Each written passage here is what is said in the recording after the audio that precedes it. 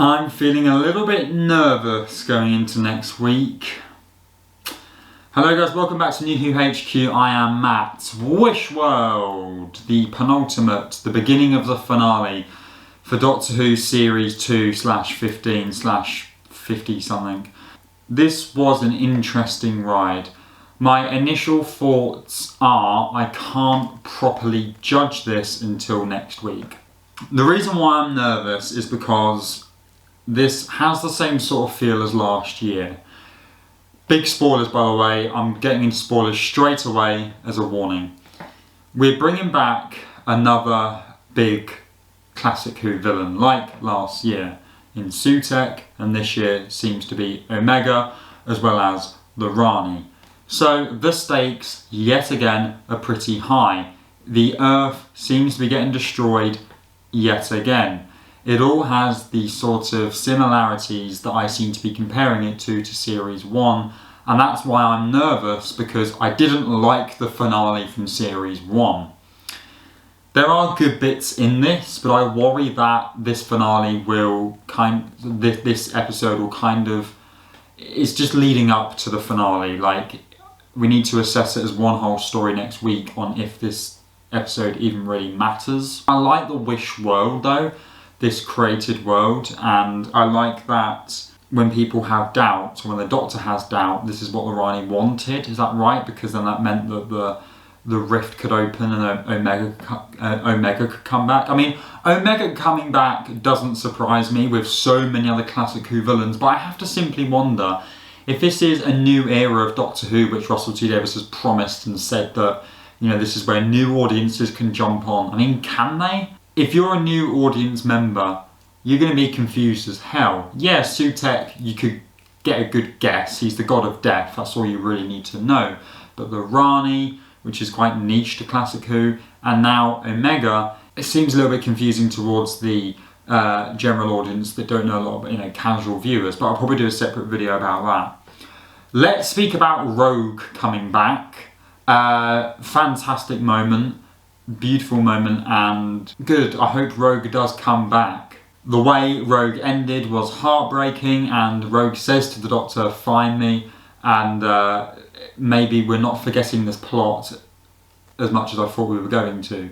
So that was a really, really nice moment. I love the Rani and mrsflood here. I think Arthur Punjabi is fantastic. She really sort of dominates the camera space, dominates the scenes very, very well. She's got a very heavy presence, which I really, really like. And I like Ruby in this as well. I feel like I'm glad that she's the only one that knows that something is up here.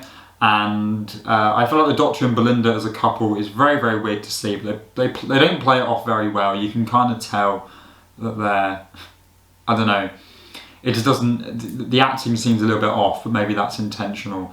But I feel like Ruby was the correct character to sort of challenge all of these, or doubts, challenge these doubts which she was having. I mean, the opening scene, has anyone ever seen the BBC series Merlin? I thought we were going into like Arthur Pendragon, the King Arthur legend at the start of the episode.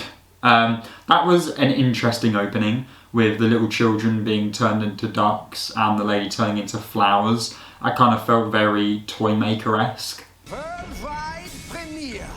Yeah, I don't really understand what's going on completely. There's still the whole Poppy situation, Captain Poppy from Space Babies, what's going on there.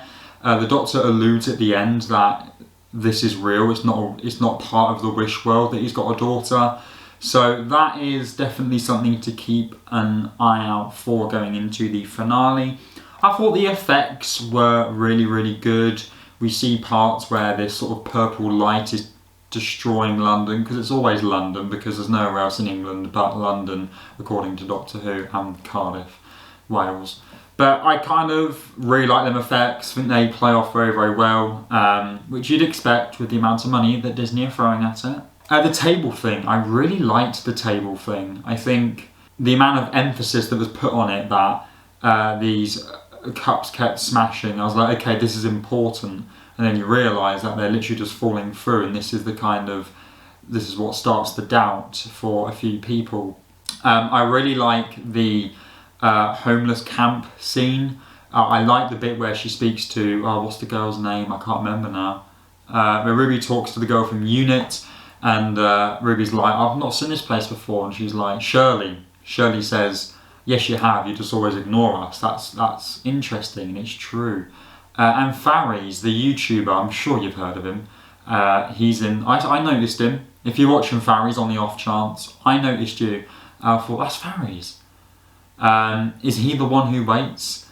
But yeah, so I really like that. Their moments, and Conrad in this is looking really good as well.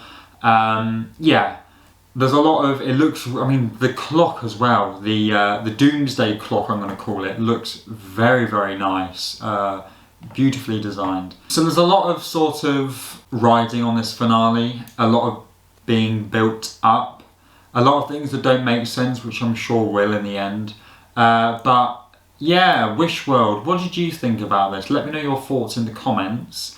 If you're new to the channel and you'd like to subscribe, and give this video a like, and I'll see you all very soon. Goodbye.